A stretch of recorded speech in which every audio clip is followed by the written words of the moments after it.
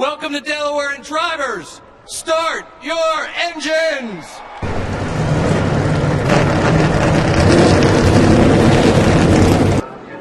Got Mark Martin on the pole, flagman with the green flag in the air. Boogity, boogity, boogity! We'll see you in Daytona, boys! Jimmie Johnson draws even with Martin entering turn one. Edges ahead in turn two. The outside lane moves. Here comes Bowyer for third. Gets loose off the corner. Newman retakes third. Kenseth drops to the inside, and Bowyer fends him off. Greg Biffle on the move. Must have been that Bergeron hat he wore riding around the track in pre-race. He gets loose but makes the pass on Harvick and moves Biffle's Ford up to 7th. Big pile up back straightaway. Oh my gosh. Looks like 10 cars in it. There's Tony Stewart. Montoya, the 42. There's so much carnage, I can't tell who all is in it. Both the BK cars. There's Landon Castle. There's You Scott just saw Speed Travis and, Quapple, Scott Speed, the 79. Now watch Tony Stewart side by side with Landon Castle behind McMurray. Whoa, they make contact right there, and that's a no-no. Jeff Hammond just standing over there in that very spot saying, you know, you got to really watch turn two. It's treacherous. By golly, he was right. Reagan gets by. Regan Smith spinning. Montoya down into the wall with Gilliland. And now watch this next group coming in. Here's where it starts. Remember, Jeff said these banks are self-cleaning. Everything slides to the bottom. But somebody turned Michael McDowell, and there's another pile of cars in it. 9 laps complete. Red flag as Tony Stewart walks away from his car after an 11-car pileup initiated.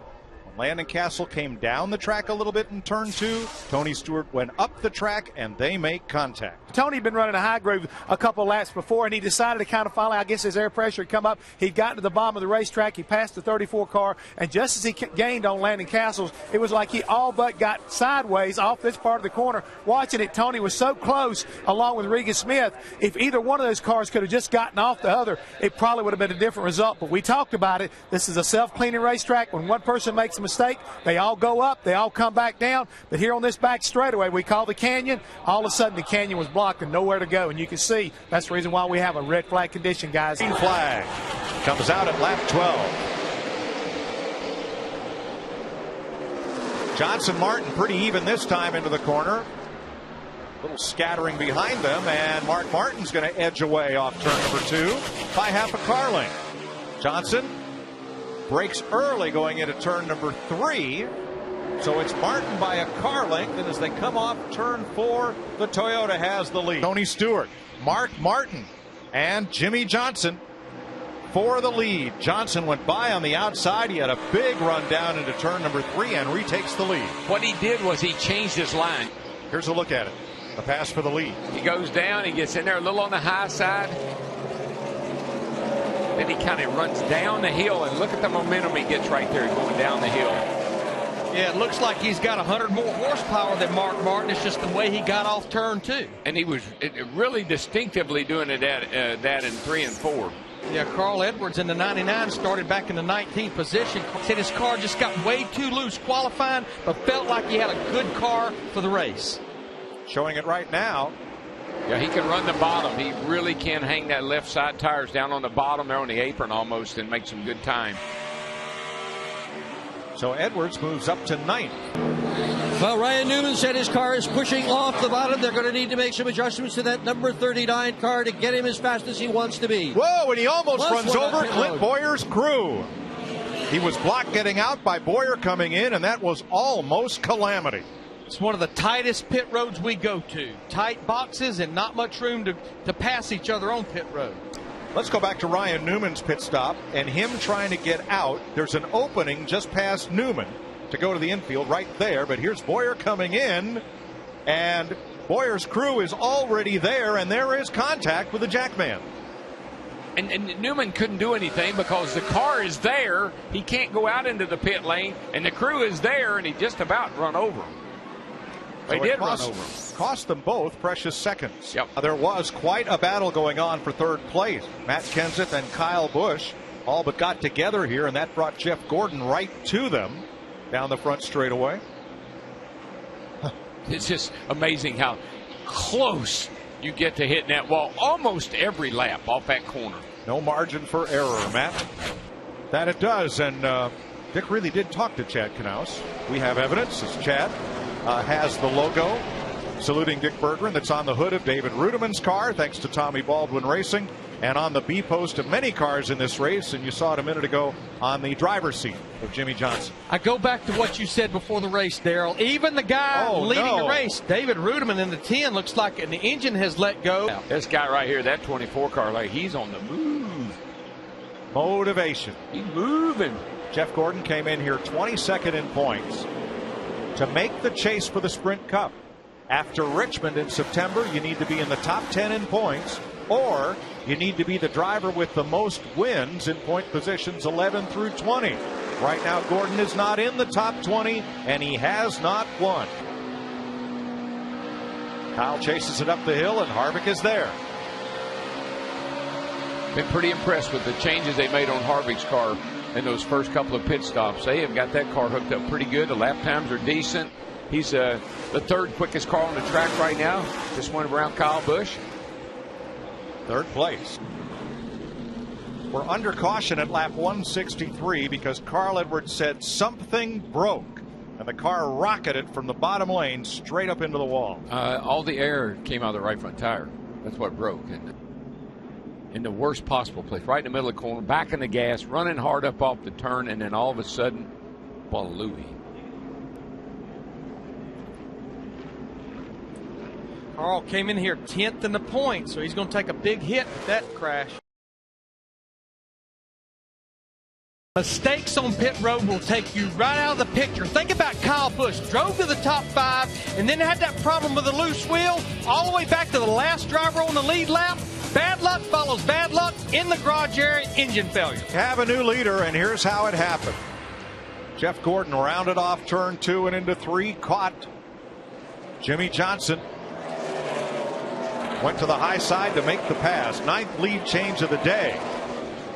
That's one of those lead changes that makes me go, Day, pit road's open. Here's Steve. Simple feedback from Kevin Harvick. Little loose in, a little loose off, but he overshoots his pit. They're going to have to back him up to get inside his pit box. Tough break for Kevin Harvick, who was running third. To pushing and shoving. We're now looking at another lead change right off of turn 4.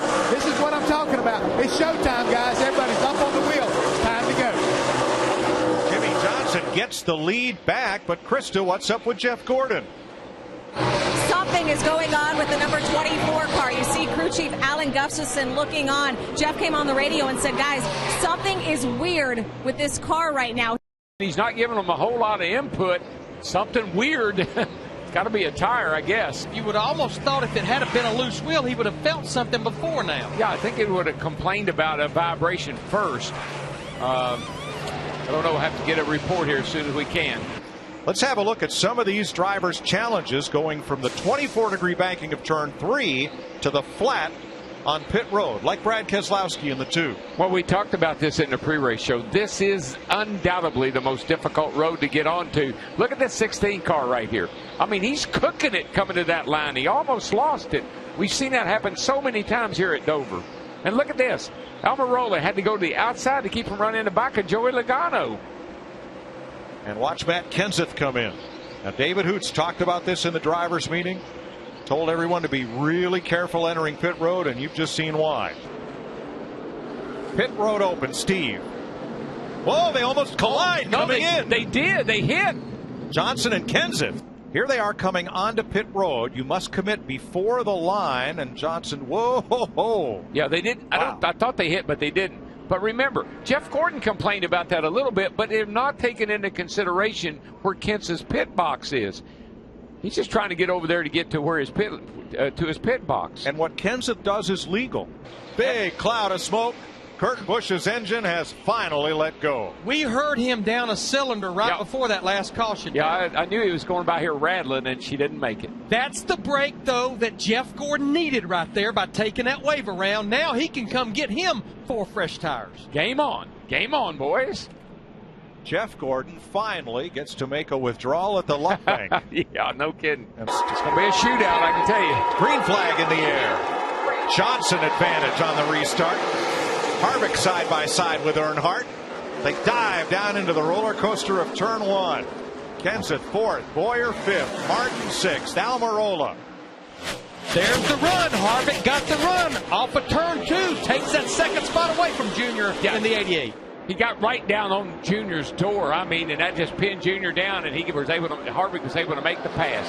37 laps to go. Jimmie Johnson stretching it out. Oh, trouble right here, front straightaway, 31 car up in smoke. Jeff Burton has blown up. Stay out there, stay out there, stay out there, stay out there. Still coming, stay out there, man, stay out there. And he had a great top 10 day going after starting about in the top 15.